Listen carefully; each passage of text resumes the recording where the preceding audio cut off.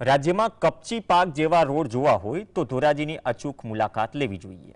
ધોરાજીના ધારાસભ્ય મહેન્દ્ર પાડલિયાએ અંદાજે 3 કરોડના ખર્ચે બની રહેલા જે રોડનું ખાતમુહૂર્ત કર્યું તે રોડનું કામ લોટ પાણીને લાકડા જેવું થયું છે। સ્થાનિકોએ આ અંગે ફરિયાદ કરી તો પૂર્વ ધારાસભ્ય લલિત વસોયા રિયાલિટી ટેસ્ટ કરવા માટે જમીન પર પહોંચી ગયા।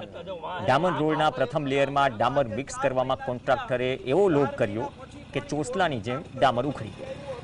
પૂર્વ ધારાસભ્ય અને સ્થાનિકોએ હાથથી રોડના પોપડા ઉખેડી આરએનબી વિભાગ અને સરકાર પર ગંભીર આક્ષેપ કર્યા। લલિત વસોયાએ આક્ષેપ કર્યો કે ભાજપના સ્થાનિક નેતાઓની ભાગીદારી હોવાના કારણે અધિકારીઓ નબળી કામગીરીને લઈને પગલાં લેતા નથી।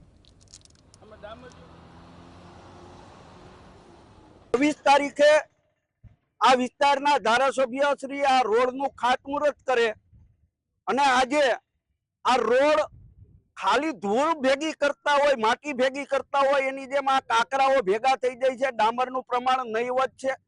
રોડ ઉપરનું કામ ચાલુ હોવા છતાં એક પણ અધિકારી આ રોડ બની રહ્યો છે ત્યાં હાજર નથી। ટેલિફોનિક વાતચીત કરતા વરસાદને કારણે રોડની આ સ્થિતિ છે એવું જણાવી રહ્યા છે।